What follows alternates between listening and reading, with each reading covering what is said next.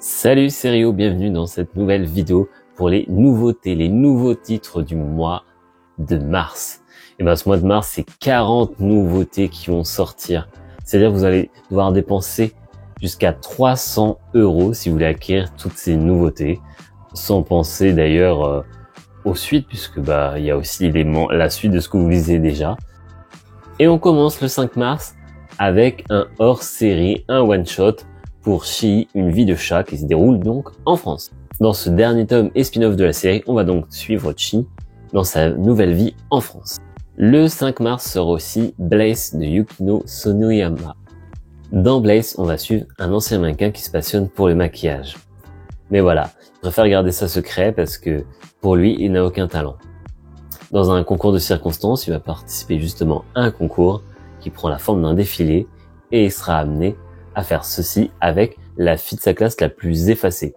Une fille grande, timide. Bref, elle a tout d'une mannequin et ensemble ils vont faire connaissance et finalement lui va dévoiler son potentiel et va la maquiller pour la faire briller sur le podium. Un manga donc chez nous qui est mis dans les seinen mais qui était plutôt qualifié comme étant un shonen à la base. Donc à voir ce que ça donne. Moi c'est un titre qui m'intéresse énormément. J'avais bien aimé Shine dans le même genre, donc à voir ce que vaut Blaze. Actuellement, la série a 6 tomes au Japon. À la même date, c'est Crayon Shin-chan qui revient chez nous, chez Mangetsu, dans une nouvelle édition regroupant 3 tomes.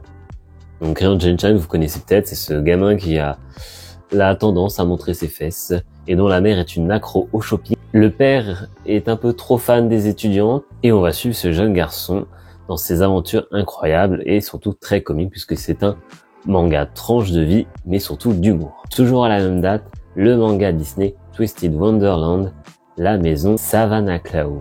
Dans cette suite, on va suivre Yuka qui est transportée dans le monde de Twisted Neverland. Bien malgré elle, va parcourir ce monde et alors qu'un grand tournoi de magie se prépare, d'étranges événements semblent agiter les élèves de l'académie Night Raven. Les griffes du dortoir. Savannah Cloud serait-elle les plus dangereuses de Twisted Wonderland? Donc moi je connais pas trop l'original, je ne comprends pas vraiment de quoi ça parle même avec ce résumé. À vous de juger. Chez Doki Doki sort toujours à la même date une fille si féline.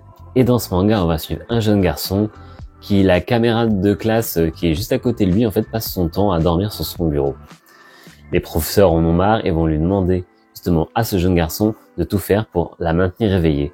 Et en fait, il va se rendre compte en la suivant qu'elle travaille dans un refuge pour chats. Et petit à petit, en fait, ils vont apprendre à se connaître. Donc c'est une comédie romantique qui a actuellement 3 tomes au Japon. Toujours le 5 mars, sort Serial Killer Isekai chez Delcourt Tonkan. Dans ce manga, on va suivre un serial killer qui n'arrive pas à éponger sa soif de tuer. Sauf que celui-ci va se faire arrêter et va être condamné à la peine de mort. Miracle, il va se réveiller dans un autre monde, mais dans ce monde-là, on va lui demander justement de tuer 12 personnes, alors que lui s'était dit que ce renouveau lui permettait justement d'arrêter de tuer des gens. C'est actuellement 5 tomes au Japon, et on passe à la date du 6 mars, où on va retrouver le nouveau manga de l'auteur de Golden Kamuy, Dog's Raid. Dans ce manga, on va suivre un jeune prodige du patinage artistique, mais il va y avoir un accident devant les caméras. Il va être un peu trop en colère et du coup ça va vraiment casser sa carrière. Du coup il est exilé à Hokkaido et là va commencer à s'intéresser au hockey sur glace. Et c'est actuellement 4 tomes au Japon. À la même date chez Komiku Édition sort le nouveau manga de la mangaka de The Ancient Magnus Bride. Et ce manga, c'est Ghost and Witch, la quête du divin. Dans ce manga, on va suivre Saku, une jeune japonaise qui est touchée par une malédiction qui la transforme en reptile. Elle va prendre l'avion direction l'Irlande pour aller dans une source qui exauce les vœux. Malheureusement, cette source est gardée par une sorcière qui semble bien décider d'utiliser Saku à ses fins. Le manga comporte actuellement 2 volumes au Japon. Toujours le 6 mars chez Omake Manga, on va suivre un nouveau manga, Milky Way Quest. Dans ce manga, on va suivre un garçon qui est un éleveur et qui vit une vie paisible, jusqu'au jour où une jeune fille, tout droit venue des Indes, qui est à des kilomètres de chez elle, va l'embarquer dans son aventure parce qu'elle est traquée par les forces obscures. Le pauvre agriculteur, du coup, il n'a pas trop le choix que de la suivre. Chez Manabook sort Witch and Hound, un nouveau seinen. Dans ce manga, on va suivre un pays plutôt paisible jusqu'à l'arrivée de la reine Amelia, qui semble avoir le monopole sur la magie, et là, tout va dérailler. Donc on nous promet un manga rempli de magie et de sang et de combats frénétiques. C'est actuellement 3 tomes au Japon. Le 7 mars, chez l'éditeur belge Shiba Édition, sort un manga Neko Goze Chat Errant. Dans ce manga, on nous raconte en fait la défaite du Japon face aux soviétiques, et le pays en fait essaye de se reconstruire tant bien que mal, et d'un côté il y a les atrocités que commet le gouvernement, et de l'autre côté la sauvagerie des révolutionnaires. Et au milieu de tout ça, on a une chanteuse et une prêtresse qui, elle, recherche son frère qui est envoyé au goulag. C'est un manga qui s'est terminé en 4 tomes. Le 12 mars sort Shielded aux éditions Panini Manga. Dans ce seinen, on va suivre en fait un monde où une maladie a tué tous les adultes. Le temps passe et seuls les enfants ont survécu, mais ils doivent faire face à des êtres qu'on appelle des sorcières et qui veulent justement vraiment exterminer la race humaine. Et dans ce manga, on va donc suivre une jeune fille qui, malgré l'enfer qu'elle vit, va décider de prendre en main son destin. C'est un manga terminé en 3 tomes. Toujours à la même date, aux éditions Rue des Sèvres, sort Louvre. Dans ce manga qui a l'air vraiment tout mignon, en tout cas en apparence, on va suivre un frère et une sœur bergers qui vivent dans l'endroit le plus reculé, personne ne s'aventure jamais, le mont Gémissant. Tous deux aspirent à une vie tranquille, mais malheureusement, la sœur est touchée par une malédiction qui fait qu'elle ressemble à une louve. Alors quand on voit les dessins, franchement, ça a l'air super mignon. Ça pourrait être un manga qui pourrait me plaire. En plus, c'est terminé, c'est en 2 tomes. Toujours à la date du 12 mars, on va suivre un nouveau manga, Oshibi et ses amis. Donc c'est un seinen, c'est mis en tant qu'aventure animaux, ça a l'air d'être un manga d'humour, puisque le résumé nous dit que Oshibi aime profiter de chaque instant que lui offre la vie avec ses amis. Il ne s'ennuie jamais. C'est un plaisir de les suivre dans leurs aventures simples au quotidien, où tout devient prétexte à l'humour, à l'émerveillement et à la dégustation. C'est terminé en 10 tomes, je ne sais pas ce que ça vaut, j'avoue que le résumé ne me parle pas trop. Toujours à la même date, sort Yusaku au crépuscule, un seinen tranche de vie d'âme. Dans ce manga, on va suivre Yusaku, un ancien acteur, et malgré son grand âge, il a toujours des difficultés en amour. C'est un one-shot, donc ça se termine en un tome. Le 13 mars sort Comment en finir avec son ex, le seinen, des éditions Akata, plutôt atypique. Dans ce manga, on va suivre Kairo qui est un réalisateur prometteur, sauf que voilà, le jour où sa copine le largue, eh ben, tout devient noir. Pour lui, c'est fini, il n'y a plus rien qui va, et il en vient même à vouloir se suicider au moment où on lui retire les dernières choses qui lui restent de son ex.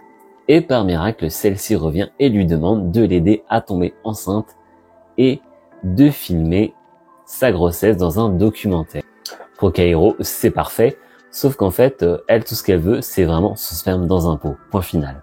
C'est un manga qui se termine en 8 tomes. Apparemment, ça a beaucoup marché puisque on a même eu le droit au Japon à une adaptation en drama. Bon, franchement, ce manga avec ce scénario totalement loufoque, ça me tente plutôt bien. Chez Kurokawa, le 13 mars, sort Dead Account, un nouveau shonen. Dans ce manga, on va suivre Yoshi, un streamer de 15 ans, très provocateur et bagarreur. Il enchaîne les vidéos assez violentes. Et même s'il est détesté, il continue tout ça parce qu'en fait, il est surtout le grand frère de sa petite sœur qui, elle, est malade. Et en fait, ses streams lui permettent de financer l'hôpital pour sa sœur. Mais un jour, une tragédie frappe sa sœur et là, tout est remis en question. On nous parle d'une école de médiums et de fantômes dans des téléphones portables, donc affaire à suivre. En tout cas, le manga est actuellement en 9 tomes au Japon. Toujours le 13 et chez Akata sort Magister, l'école à l'hôpital. Dans ce manga, on va suivre une jeune professeure qui va décider après sa lecture d'aller en fait aider les enfants qui sont à l'hôpital. Sauf que voilà, tout n'est pas rose et tout n'est pas aussi facile que prévu. Donc c'est un manga en un seul tome, un drama et tranche de vie. Erreur de ma part et erreur sur le site auquel je me suis référé. No Go Zone X ne sortait pas du coup le mois dernier, mais sort ce mois-ci. Enfin, du moins le 13 mars. Donc dans ce manga, on va suivre une jeune fille qui est enfermée dans un appartement, un immeuble, et dans cet immeuble rôde un monstre. Elle va donc devoir s'en sortir et elle a pour cela 3 tomes puisque le manga se termine en 3 tomes. Chez Vega Dupuis sort le 14 mars Captivated by You, un manga qui apparemment était plutôt attendu. On va suivre en fait plusieurs personnages sur 8 histoires courtes, une histoire d'amitié, de tolérance et d'acceptation de soi. C'est classifié comme étant tranche de vie et comique. Donc comique, c'est apparemment la grande surtout spécialité de cette mangaka, donc à voir ce que ça donne. C'est un one shot. Le 14, un nouveau yaoi de la collection Anna, les feuillages inaccessibles, et je vais vous lire le résumé parce que je pense que ce sera la meilleure chose à faire.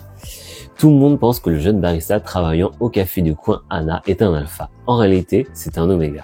À 26 ans, il n'a toujours pas eu ses premières chaleurs et il est toujours vierge. Depuis quelque temps, Anna est attirée par un de ses clients réguliers, un homme alpha, bien qu'il n'ait pas l'intention de lui avouer. Un jour, ses chaleurs se déclenchent soudainement alors qu'il est devant lui. Voilà, c'est un yaoi qui se termine en 2 tomes. On continue avec un autre yaoi de la collection Anna, Kitayama et Minamiya. Dans ce manga, on va suivre Minamiya, qui est un jeune garçon qui passe son temps en fait à fantasmer le visage des gens qu'il croise. Mais bizarrement, il est incapable de fantasmer sur le visage de son collègue Kitayama. Jusqu'au jour où celui-ci lui dit qu'il l'aime. Et là, Minamiya va enfin réussir à trouver l'occasion d'imaginer cette version lubrique de Kitayama. Mais va-t-il réussir ça sans être contré par les sentiments du jeune garçon? Telle est la question. Donc c'est un manga encore en cours au Japon en 4 tomes. Je dois avouer que la couverture donne plutôt envie et le synopsis est plutôt particulier. Ça pourrait être fun. Alors d'ailleurs c'est mis dans une romance et une comédie. En vrai, s'il y avait un aperçu, je crois que je me laisserais peut-être tenter de le lire. Maintenant, est-ce que je vais acheter ce manga? Je sais pas, mais je trouve ça plutôt cool. En tout cas, c'est plutôt fun. Le synopsis est plutôt sympa.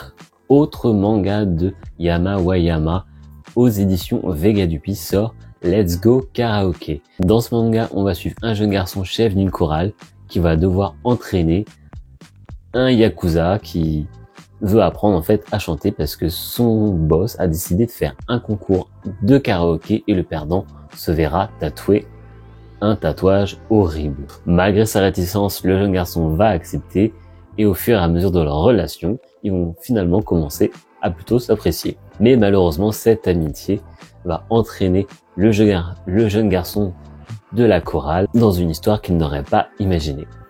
Donc c'est encore un one shot, c'est toujours chez Vega Dupuis et c'est la même autrice que Captivated by You et apparemment c'était très attendu. Bon, le synopsis est plutôt cool, à voir ce que ça va donner. Toujours aux éditions Anna, un nouveau yaoi, Mimasaka et le petit cochon, et toujours à la date du 14 mars. Dans ce manga, on va suivre Sato, un jeune garçon un peu timide et grassouillé qui va être harcelé par 2 personnes.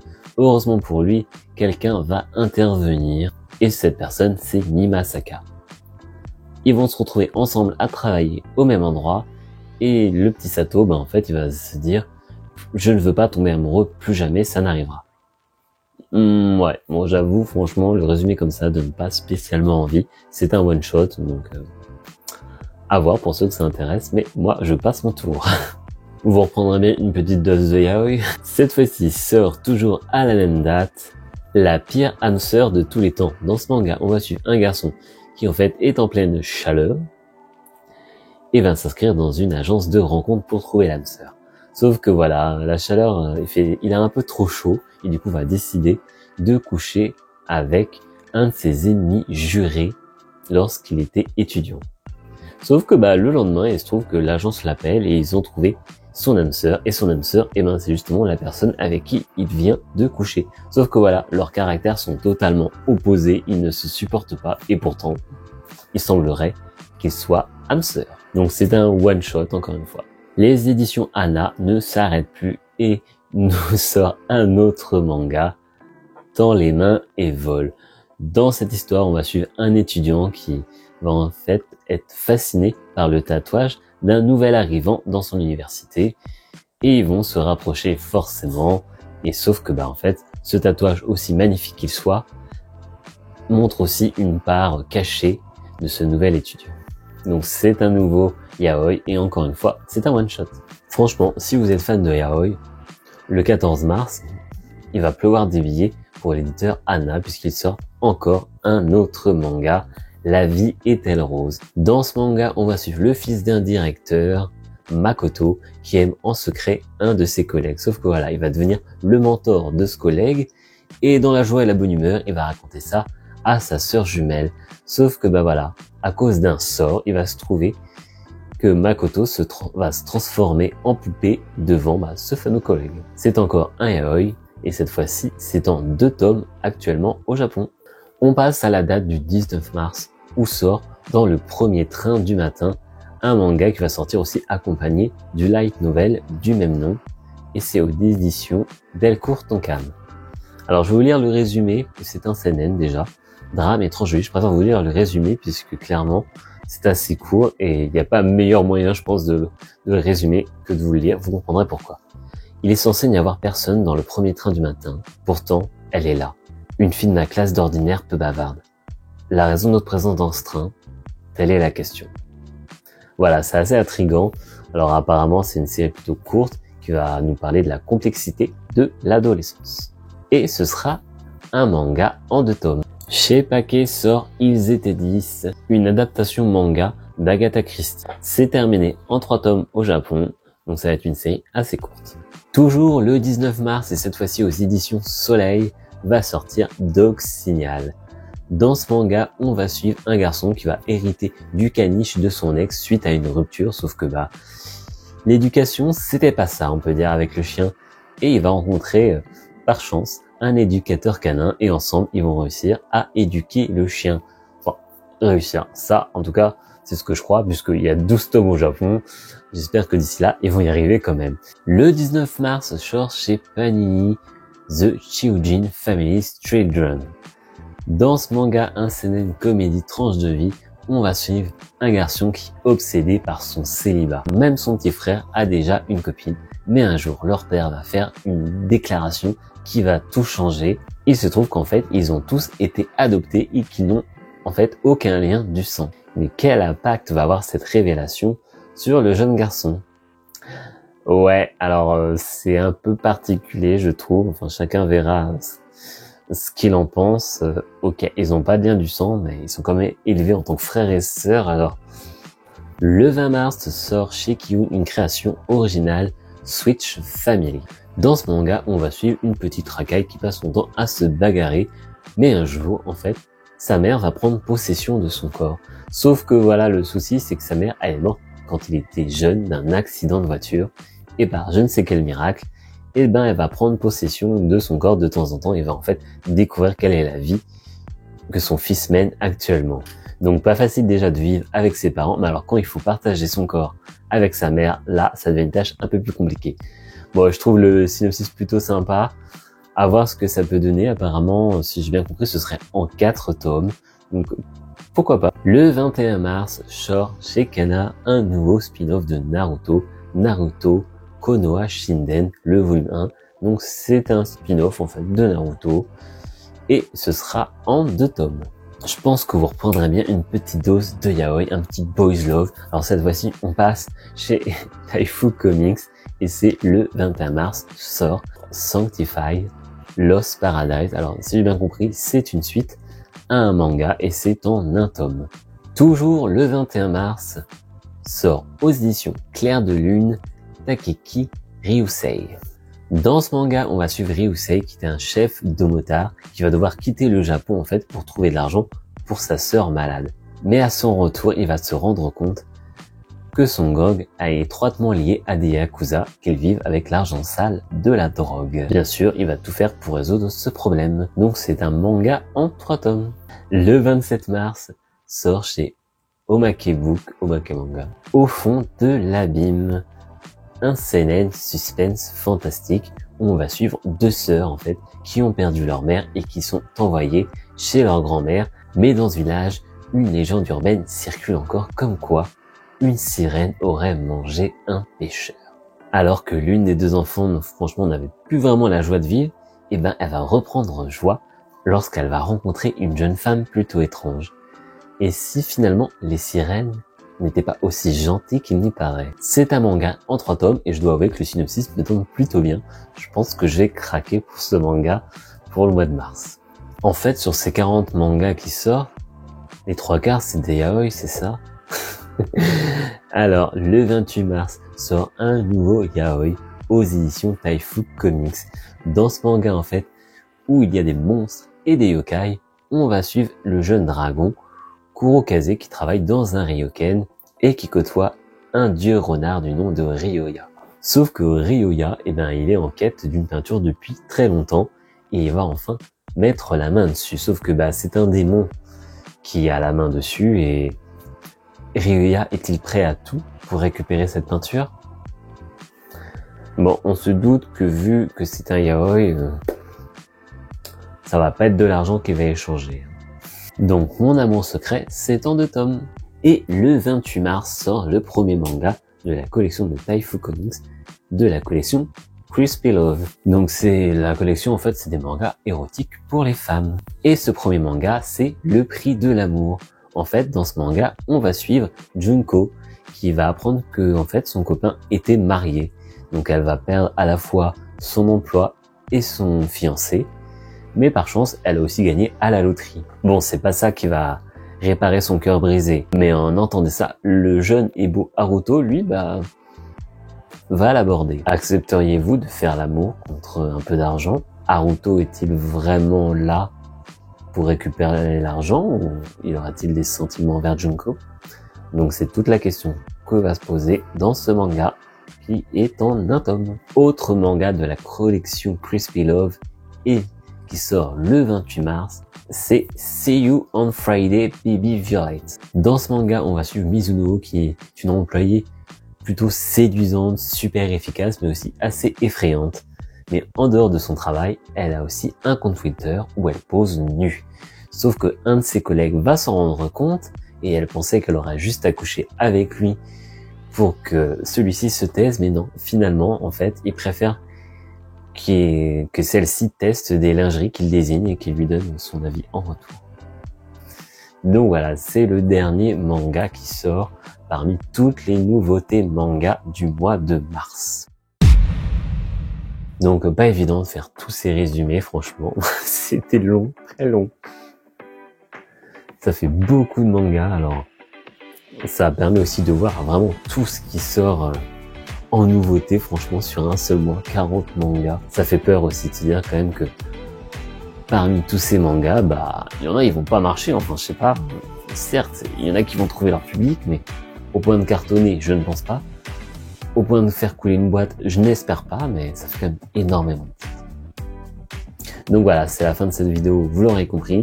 J'espère que vous avez trouvé des mangas intéressants parmi toute cette liste interminable. Moi, je vous donne rendez-vous la semaine prochaine, toujours le jeudi à 17 h pour une nouvelle vidéo. Bien sûr, on est en fin de mois, donc vous savez, la prochaine vidéo sera donc achat manga. C'était Rio, à la prochaine, salut!